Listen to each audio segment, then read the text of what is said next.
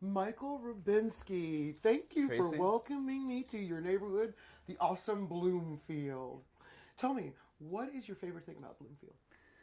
I guess my favorite thing would just have to be the feeling of the neighborhood, like how it feels really good to live here.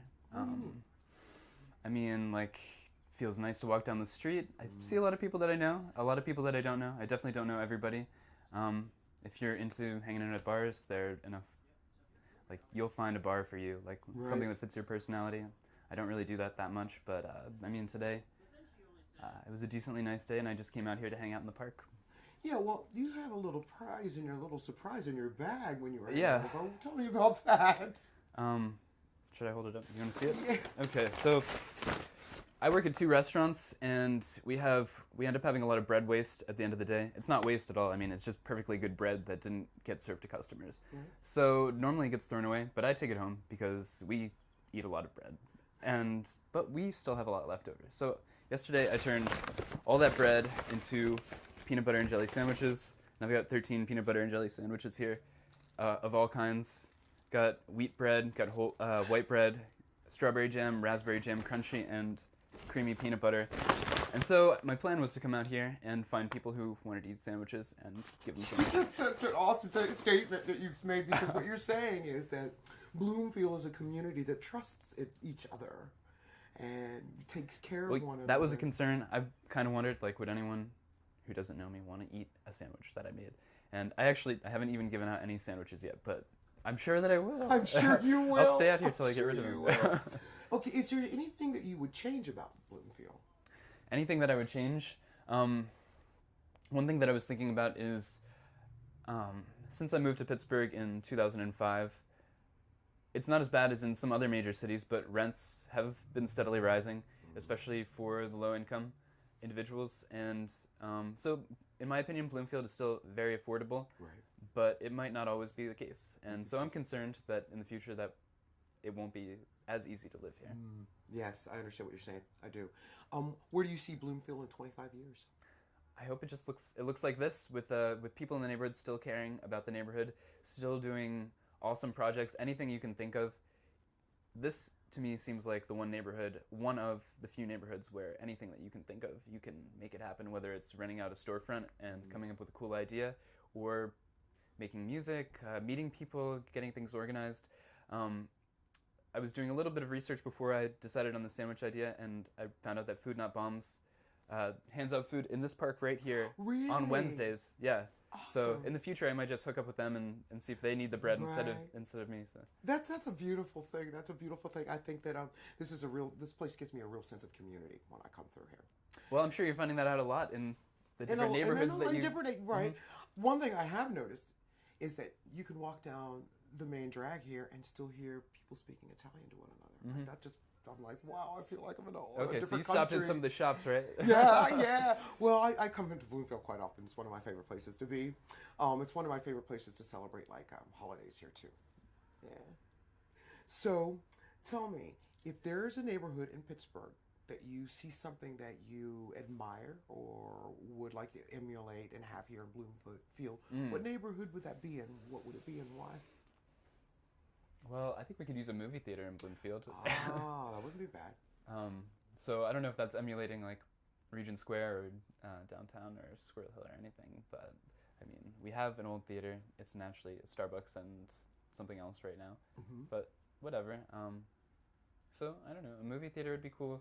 Other things, rephrase the question, like something Bloomfield might. Well, just like if you see something in another neighborhood that you wouldn't want to happen here to Bloomfield, you wouldn't want that to happen, or something that you see in another neighborhood that you would like to see here, like the movie theater. I don't want to tell my age, but I used to go to that movie theater all the time. Okay. It was great. And I did miss it when it left. Tell me, is there something that? I'll say there's something that Bloomfield has that I wish that other neighborhoods would have, and they don't. So we're lucky that we have it here, which is a 24-hour diner. Ah, true. I just love I love things that are open for 24 hours. The idea that no matter where you are in your life, there might be a time that you need to go someplace semi-public at 4 in the morning, and there's one place that is open 24 hours. It's the diner in this neighborhood. Ritter's. Yes, Ritter's. One of my favorite places. Yeah, you know what I'm talking about.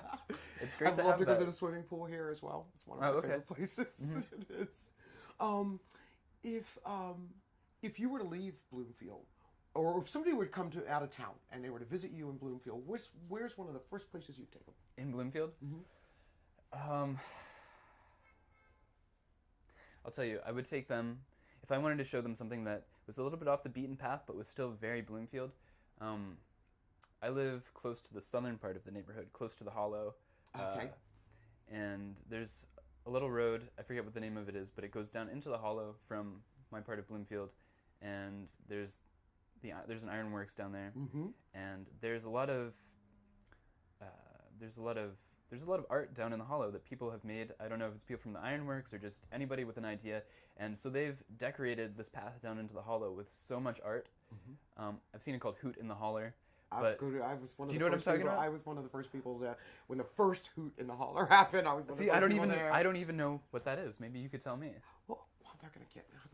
Well, this is for everybody to find out about the neighborhood. Hoot and Holler is a place that everybody should at least go to at least once. It is a fabulous affair. We used to also do moon parties here, and they would travel around where they'd put up. They're gonna get me in trouble. Where we'd come in and look at different constellations at different homes through Bloomfield and have moon parties. Yeah. Fantastic. So, do you feel like there's enough for the children to do here? Enough for the children? Well, I see them making their own fun. Like,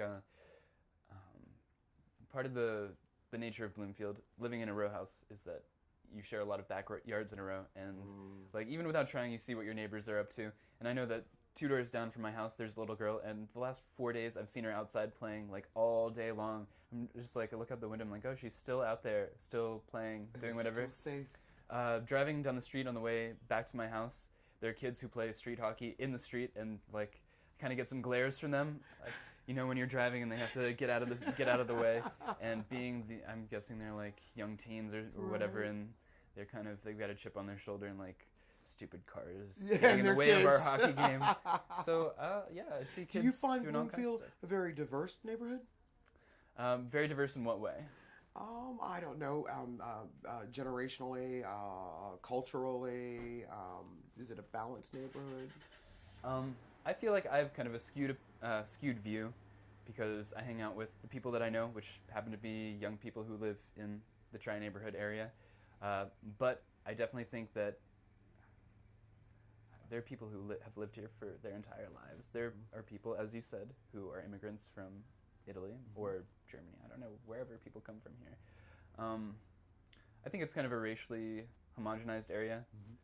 I guess I would call it working class, but it's a different working class than it used to be. Maybe at one time, these were people who worked in mills and industry and stuff, and now, I mean, everybody's got to work, right? But so it's still, I mean, what neighborhood's not a working neighborhood? What's your favorite shop on the boulevard here? Oh, that's my roommate. The Big Idea bookstore. The my Big favorite Idea shop. bookstore. Yeah, I just became a member, and I don't know. I just like places where people can go to congregate, and I found this out when I became a member. There's something called a B corporation, which is a new concept. There are 501c3 nonprofits. There are LLCs, all the different categories of being a business. A B corporation is a business that has been independently verified by this group, this B corporation group, to have different motivations than just the profit motivation. So they are certified to be engaged with the environment, to care about the people that they serve, and there's another one.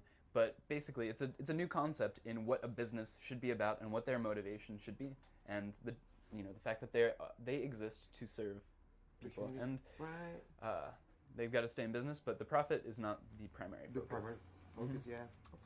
Michael, I have enjoyed talking to you. Good to talk to you, Tracy. Thank Very you nice. for coming. Thank you for letting us come to your wonderful neighborhood. Keeping me informed about some of the things that I don't even know, because I've only been here a short time.